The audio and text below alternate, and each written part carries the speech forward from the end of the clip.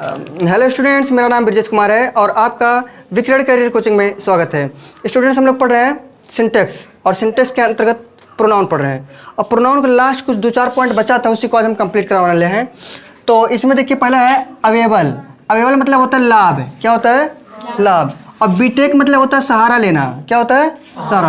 Absent मतलब अनुपस्थित। और pride, enjoy, drink, over sleep, apply, avenge, ETC मतलब ये सब जो चीज़ें हैं ये कैसे हैं? ट्रांसिटिव वर्ब हैं। कैसे हैं? और इनके साथ में रिफ्लेक्सिव प्रोनाउन का प्रयोग करते हैं। किसका? रिफ्लेक्सिव प्रोनाउन का प्रयोग करते हैं। और रिफ्लेक्सिव पता है कैसे बनता है? पता है? हम उसमें क्या लगाते हैं? सेल्फ या सेल्स। पर्सनल प्रोनाउन में सेल्फ या सेल्फ लगाते हैं तो रिफ्लेक्सिव प्रोनाउन बनता है। और एम्फेटिक भी वैसे ही बनता है। पता है ना? ठीक है। हाँ, तो कुछ एग्जाम्पल दें इसका। देखो, आई प्राइडेड माई सेल्फ ऑन माई। सही है? तो लिखा है I prided myself on my strength. हाँ, नहीं बस इतना है। तो लिखा आई प्राइडेड मतलब मुझे गर्व है। किस पर? माई सेल्फ मतलब स्वयं पर। ऑन माई स्ट्रेंथ मतलब मुझे अपने ताकत पर गर्व है। इतना ताकतवर तो नहीं है हम कि हम गर्व करें, ठीक है, लेकिन जितना है ठीक है। तो ये जो बोल रहा है कि I prided myself on my strength मतलब मुझे स्वयं अपने ताकत के ऊपर गर्व है। ठीक है। तो एक बात बताओ, यहाँ पे देखो जो प्राइडेड लिखा है इसके साथ में हम क्या नाम पर्सनल प्रोनाउन में सेल्फ जोड़े हैं कि नहीं जोड़े हैं? तो क्या बन गया? रिफ्लेक्सिव प्रोनाउन बन गया। और रिफ्लेक्सिव प्रोनाउन जानते हो कहाँ पे प्रयोग होता है? वर्ब के बाद प्रयोग होता है तो रिफ्लेक्सिव कहलाता है। सही है? और नाउन के जस्ट बाद यानी सब्जेक्ट के जस्ट बाद प्रयोग करते हैं इम्फेटिक। बताया गया है। ठीक है, अगला एग्जांपल। The boys absented। हाँ, themselves for the class कि their class। हाँ, चलो। तो लिखा the boys absented themselves for the class मतलब क्या हुआ? absent आया कि नहीं आया यहाँ से? और इनके जस्ट बाद हम क्या लगा दिए? themselves। तो यहाँ पे हम कहे थे कि भैया जब absent आएगा, इनमें से कोई आएगा तो उनके बाद हम क्या लगा सकते हैं? उसमें सेल्फ या सेल्फ लगा सकते हैं। तो इसका मतलब हुआ द बॉयज absented मतलब जो लड़के थे अनुपस्थित थे। themselves मतलब स्वयं। फॉर द क्लास कहाँ से? क्लास से। तो लड़के स्वयं क्लास से अनुपस्थित थे। सही है? ठीक है, आगे। वी इंजॉयड ये रहता है ना? देख लो, स्पेलिंग सही है? Enjoyed our selves in the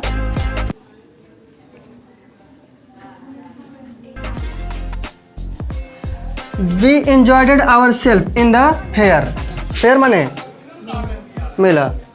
तो लिखा है वी इंजॉयड आवर सेल्फ। अच्छा, वी जो लिखा है इसके लिए जो हम लगाते हैं रिफ्लेक्सिव प्रोनाउन क्या प्रयोग होता है? वी के लिए हम आवर लगाते हैं ना। और ये बहुवचन इसलिए सेल्फ लगा है और जहाँ पे एक वचन माना जाता है वहाँ पे सेल्फ लगाते हैं। तो यहाँ पे भी हमारा इंजॉयड आया है क्योंकि वहाँ पे लिखा गया था इंजॉय। तो इंजॉयड के साथ में क्या लिखेंगे? Reflexive pronoun. समझा कि नहीं आया? किसी को दिक्कत है बताओ? है दिक्कत? कौन बात है? नहीं समझ आ रहा का?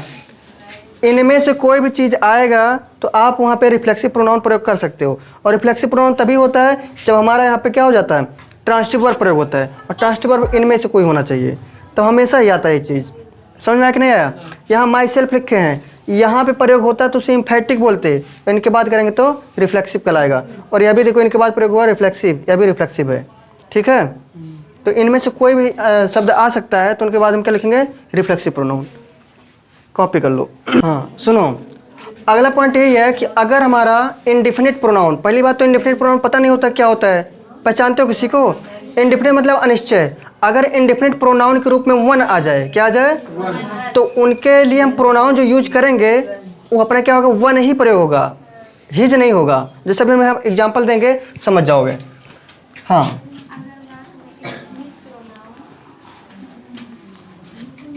अगर वाक्य में इंडेफिनिट प्रोनाउन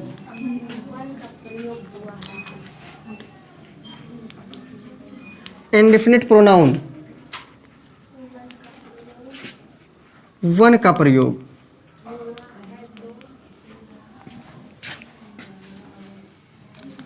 हुआ है तो अंत तक प्रोनाउन, अंत तक प्रोनाउन के स्थान पर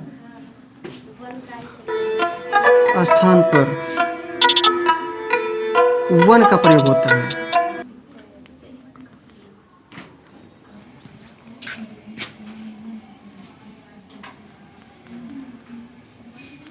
है। जैसे एग्जाम्पल दे रहे हैं तभी समझोगे, नहीं तो नहीं समझ पाओगे। देखो, one should do his duty. देखो एक चीज़ बताएं, हम अभी क्या बोले हैं, कहे कि अगर इंडेफिनिट प्रोनाउन के रूप में वन आ जाए, तो वन आया है कि नहीं आया है, तो कह रहा है कि अगर इंडेफिनिट प्रोनाउन के रूप में वन आ जाए तो अंत तक प्रोनाउन के स्थान पर क्या लिखेंगे हम, वन। तो यहाँ पे हिज लिखा गया ना, वन ही होना चाहिए था, तो ये गलत नहीं हो गया। अगर यहाँ पे वन आया तो यहाँ पे हम उसका प्रोनाउन वन ही लिखेंगे, ना कि हिज। तो इसका मतलब क्या हुआ, इस कहना चाहता था कि व्यक्ति को अपना कर्तव्य पूरा करना चाहिए या अपना कर्तव्य करना चाहिए, व्यक्ति को अपना कर्तव्य करना चाहिए। अब वन मतलब व्यक्ति के बारे में बात हो रही है, जानवर के बारे में नहीं, तो ये सेंटेंस गलत है। इनको सही करने के लिए हम लिखेंगे वन शुड डू, और यहाँ पे जब हम इसका प्रोनाउन लिखेंगे ना, एपोस्ट्रोफी एस लिखाएंगे, ONE एपोस्ट्रोफी एस, ऐसे लिखा जाता है। अभी सही है, इस बात को याद रखना। बहुत अच्छे, क्या नाम है तुम्हारा? जल्दी आ गई आज। तो one should do once duty, यहाँ पे एपोस्ट्रोफी एस लिखेंगे, याद रखना, ठीक है? क्या लिखेंगे? एपोस्ट्रोफी एस, यानी व्यक्ति को अपना कर्तव्य करना चाहिए, इस सेंस मिला। और वन मतलब व्यक्ति है, वन माने एक को अपना कर्तव्य नहीं, एक मतलब एक कोई आदमी तो होगा, जानवर तो करेगा नहीं। हाँ, फिर से एक बार देख लो, फिर से लिखा गया है कि अगर वाक्य में इंडेफिनिट प्रोनाउन के रूप में वन आ जाए, क्या है, तो अंत तक प्रोनाउन के स्थान पर क्या लिखेंगे, वन। और यहाँ पे हम क्या कर दिए हैं, one should do his duty, तो वन आया कि नहीं आया, तो हिज कहाँ लगाएंगे, हिज नहीं लगाएंगे, तो यहाँ अपना कर्त देगा, तो कौन अपना कर्त देगा, वन खुद अपने कर्त देगा, तो यहाँ पे तो गलत हो गया। सही करने के लिए वन शुड डू और यहाँ पे वन में एपोस्ट्रोफी एस लगाते हैं, ठीक है?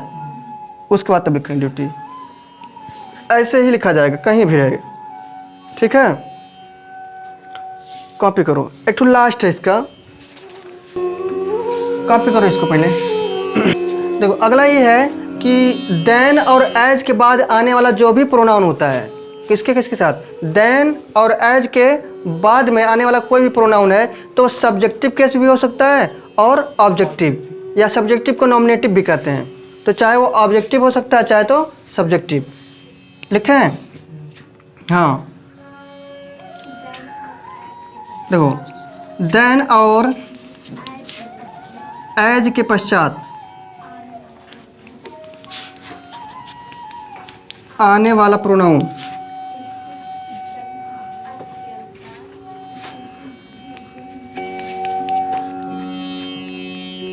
देखो स्थिति और अर्थ के अनुसार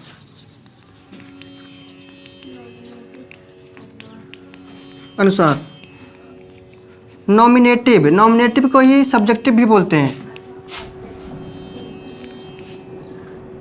अथवा ऑब्जेक्टिव।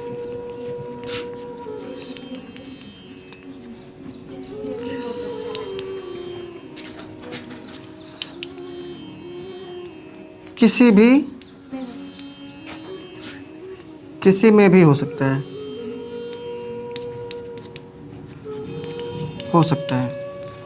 वो अर्थ के अनुसार बोल रहा है ना, हो सकता है। तो जैसा अर्थ रहेगा उसी के हिसाब से वो सब्जेक्टिव भी बन जाएगा और ऑब्जेक्टिव भी बन जाएगा। एग्जाम्पल देने का, हाँ लिखो, I am not as rich as he is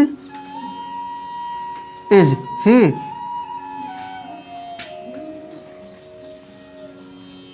देखो लिखा I am not as rich as he का मतलब निकल रहा है आई एम नॉट रिच, मैं अमीर नहीं हूँ, एज रिच एज ही, जितना वह है, जितना वह है अमीर उतना हम नहीं हैं, मैं नहीं हूँ, यही तो बोल रहा है। I am not rich, I am not as rich as he, तो ये कहने का मतलब जितना वह अमीर है उतना अमीर मैं नहीं हूँ। सही है। तो एक चीज़ यहाँ देखो, लिखा एज के पश्चात आने वाला प्रोनाउन स्थिति और अर्थ के अनुसार नॉमिनेटिव भी हो सकता है। ठीक है। तो यहाँ पे देखो क्या लिखा है, ही लिखा है ना, और उसके पहले वाले में क्या लिखा है,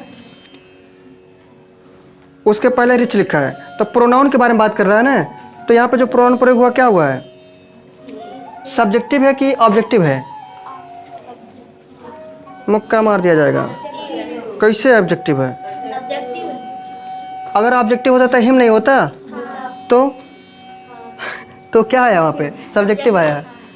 अभी ऑब्जेक्टिव वाला दे रहे हैं, ये सब्जेक्टिव है भाऊ, ध्यान दो। चाहे तो हाँ सब्जेक्टिव ही लिख दे रहे हैं, नॉमिनेटिव लिखोगे तो गड़बड़ा जाएगा। नॉमिनेटिव भी लिख सकते हो, हम अगर यहाँ पे एन लिख दे तुम लोग समझ जाओगे नाउन, इसीलिए नहीं लिखते हैं। चलो दूसरा एग्जाम्पल देखो, ही लाइक्स यू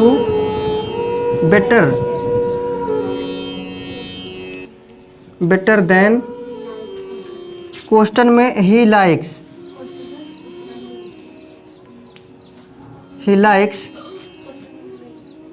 मी। अब यहाँ पे क्या मतलब निकल रहा है, ही लाइक्स वह पसंद करता है, नहीं, he likes you better than, हाँ ठीक है, ही लाइक्स लिखा है, वह पसंद करता है ना, यू तुम्हें, बेटर देन मी, मतलब क्या हुआ, क्या हुआ मतलब, लिखा he likes you better than, he like फिर से दोबारा लिख दिया, ही लाइक मतलब ये चीज़ को फिर से लिख दिया है, और यहाँ पे हम क्या कर दिया, इसका ऑब्जेक्टिव लिखा है। मतलब इसके कहने का ये है, ही लाइक्स यू वह तुम्हें पसंद करता है, बेटर देन मी मुझसे ज़्यादा, वह मुझसे ज़्यादा क्या कह रहा है, वह मुझसे ज़्यादा तुम्हें पसंद करता है। सही है। तो यहाँ पे जो मी प्रयोग किया गया, कहाँ गया हो, यहाँ पे ये जो मी प्रयोग किया गया कौन सा केस है, ऑब्जेक्टिव।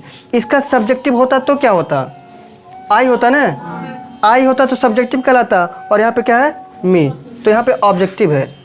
समझ गए हो कि नहीं समझ गए हो? तो कह रहे सब्जेक्ट, यहाँ पे अर्थ के अनुसार भी प्रयोग कर सकते हैं, सब्जेक्टिव भी बन सकता है और ऑब्जेक्टिव। हाँ आए कि नहीं दिक्कत, कोई दिक्कत है? चिकन हो गया ना पूरा? चलो बड़े दिनों के बाद। हाँ तो यदि हमारा वीडियो आप लोग को अच्छा लगा तो हमारे चैनल विक्रेट करियर कोचिंग को लाइक करें, सब्सक्राइब करें, शेयर करें। मिलते हैं अगले वीडियो में, तब तक के लिए जय हिंद। हम